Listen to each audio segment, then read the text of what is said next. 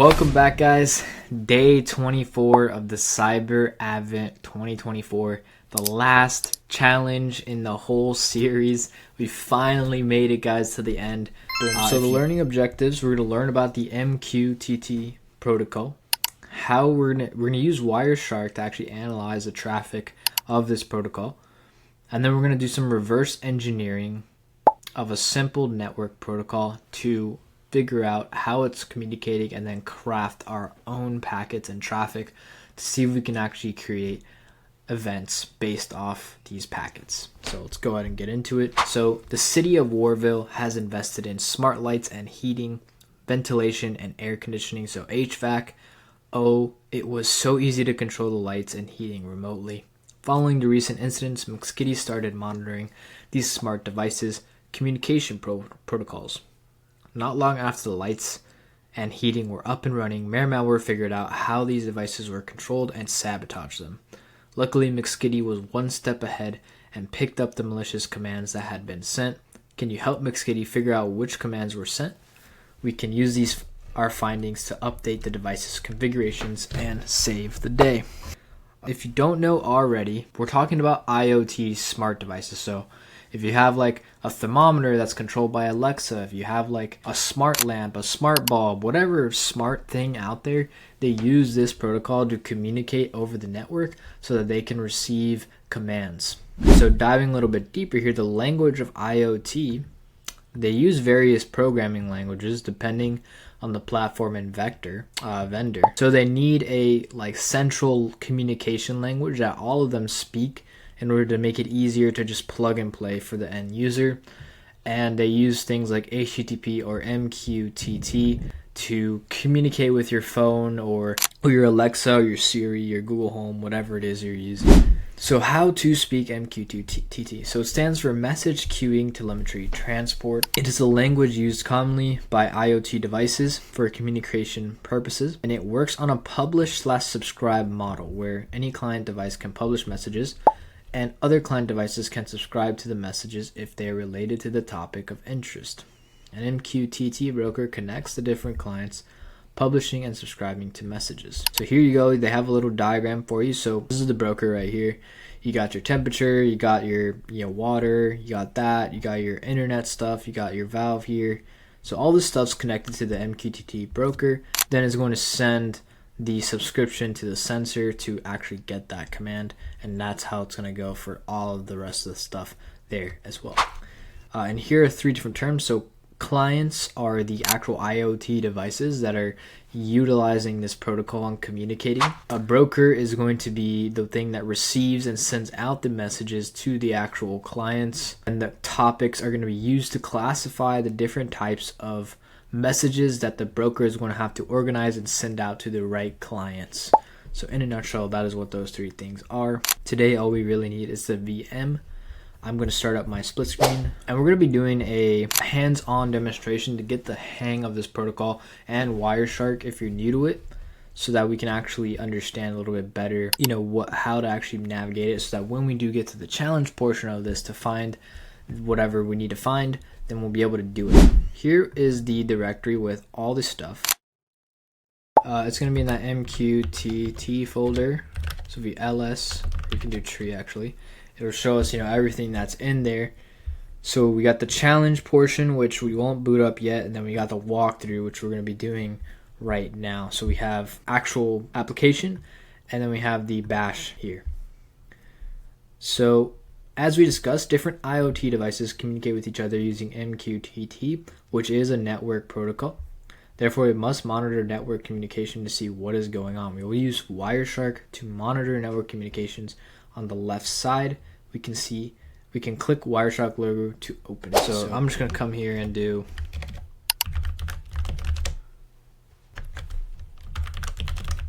that. It's going to open it up. So once we have it open, we're going to select from the interfaces, we're going to select any, double click on it, and it will just auto boot in. And we're going to see a bunch of packets start populating, right? So what we want to do is we want to focus specifically on the MQTT packets, and how we can do that is we just, in this filter, type MQTT. and it's gonna auto populate. We just do that, boom. And then now we're only gonna be seeing, I might have broke it. Oh, no, we're good. There's no traffic because we're not running anything that's using this protocol yet. That's why we don't see anything. So what we're gonna do now is we're gonna actually boot up walkthrough.sh, and this is gonna start generating traffic for us that we can actually catch and monitor here in Wireshark. So let's go ahead and do that. We're gonna go back over to our terminal. Since I started from the terminal, I'm gonna have to start a new terminal because that's how it works. So we're cd to walkthrough, and then we'll just do walkthrough.sh. Start that up, boom. We're gonna get a bunch of stuff load up on our screen here. So everything's booted up. So if we go back over to our Wireshark now, we should start seeing traffic pop up. So the window with the red text is the MQTT broker. The one with the blue text is the MQTT client. And the third is the application UI. So we might see as the end user. We can look at the logs on each of these windows if we like, but as an end user, we will only interact with the UI application. Currently, the application is in automatic mode. The heater is off. The temperature is at 22 degrees, and the current temperature is 22.3 degrees. Let's over to Wireshark and see what kind of communication we can see. All right, so I had to restart everything, but yeah, if it's not working, they actually say here, just literally close out everything, restart it the same exact way we did it the first time, and then it should start working eventually. So here we go. We've actually got the MQTT traffic now. So if you come here, you can actually see it says heater controller. If we keep scrolling down, we can see the home temperature right here. Keep scrolling down. We see the home temperature set message. The home heater again. And then we see the home temperature is at a 6.95. And then the home heater on. So we read the temperature of the house at 6.9, then we turn the heater on because that's pretty cold. And now we're reading it again, and now we're at 7.95. So the house is heating up. We keep reading it. House just keeps reading up, heating up, and you can see just, that's kind of what's happening is we're heating up the house. And you can see as time goes on, we are heating up the house to a 22.95 degrees Celsius. So that's pretty nice. So in the lower pane, we can see that it is publishing a temperature of negative 9.68. That is very cold. So for us, temperature is a little different. That's fine. The illustration below shows the overall communication between the heater controller and the temperature sensor, as we have deducted from Wireshark. So temperature sensor is saying we want the temperature to be 22 degrees, and the broker is saying, heater, make this place 22 degrees. And then heater is saying, all right, I'm going to go do that now. And that's kind of the flow that's happening, right? And then this sensor is constantly sending to the broker its temperature and making sure that we get to that 22 degrees eventually. And that's how your AC works, by the way. No, I'm just kidding. So what we want to do now is to see what Malware has done. We can run this script, challenge.sh, as shown below. This will open 3 windows, including the 3 lights interface. So it's going to be similar to what we're looking at already with the walkthrough. And then now that we have the basic knowledge, we must find the command to turn the lights back on. The challenge.pcap file is inside the challenge directory. This packet capture file contains various MQTT protocol messages related to turning the lights on and off. Start Wireshark and go, then open that challenge file. And then when we want to actually publish a command using the broker, then we can use mosquito pub this command line. So let's go ahead and do that. So all we got to do is literally just close all our windows.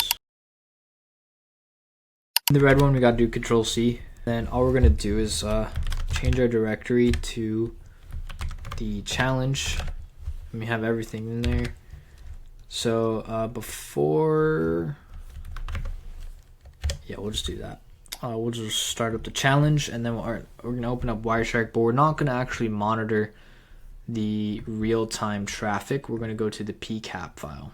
So all we do is we go to File, Open, Challenge pcap here, and then we'll have our file. And then all we're going to do is filter down to the MQTT protocol, which will be there. And you can see our Christmas lights controller is here. And we get this, which is, it's a topic, but we don't really know what this topic is doing yet. So we'll keep going.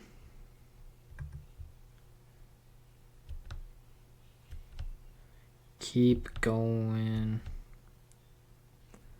Okay, so we see it has sent this topic with this message.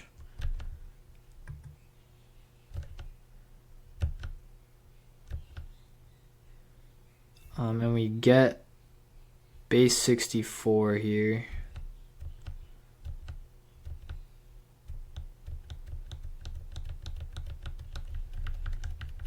And that is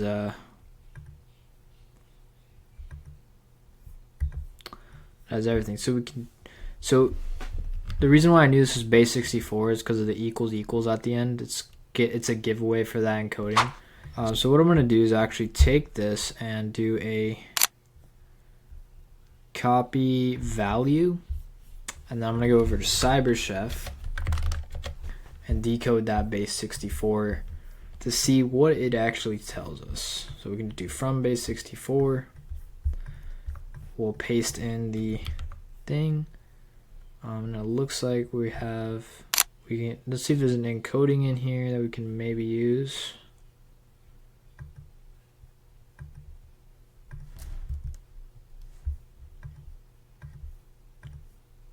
Okay, here we go. So base 64 URL safe gives us Warville Christmas lights on time. So what this is basically telling us is this is the topic that is telling this to turn the Christmas lights on. So that's going to be important to note down.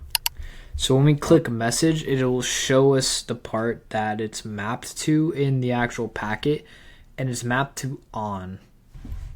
So this right here is saying, we know this says Christmas lights. This is the topic for Christmas lights because we just decoded it in CyberChef. This message is basically the on message. So we know now what we can send to it to basically give us what we want to. So we're going to go back to our terminal over here. And we're going to use the mosquito pub-h localhost -t, and then we're going to paste in our topic. Boom. Remove the equals. We don't really need that right now. We want to copy what's there right now. So this has some extra stuff in it, as you can see by the slashes. We're going to take those out and go all the way up to XL. So actually this is the wrong topic.